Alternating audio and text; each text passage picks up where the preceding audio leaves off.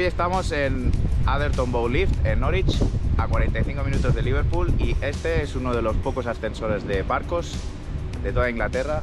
Estamos en la planta superior.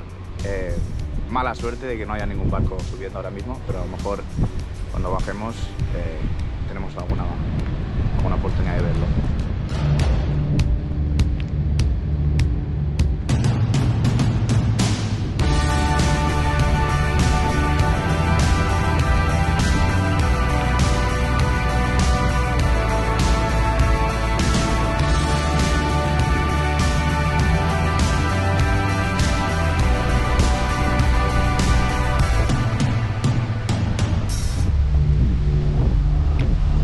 Y esta es la parte que me da mucha envidia y rabia de ser pobre.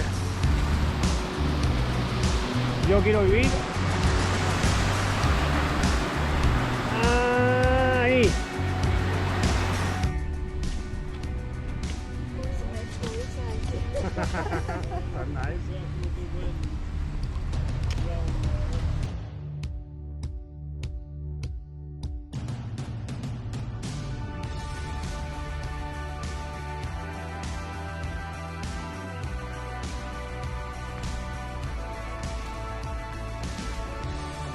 Estamos en el pub de Stanley Arms, al lado del canal donde estuvimos hace 5 minutos.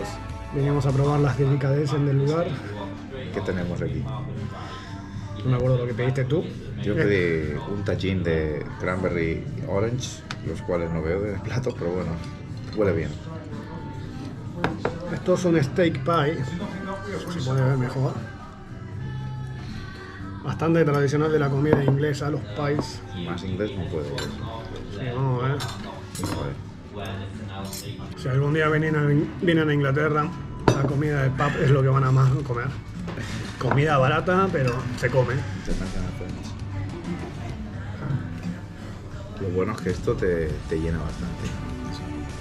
Puta madre, que está calentado esto, un Mordor. No, nada. Quiero comer tranquilo.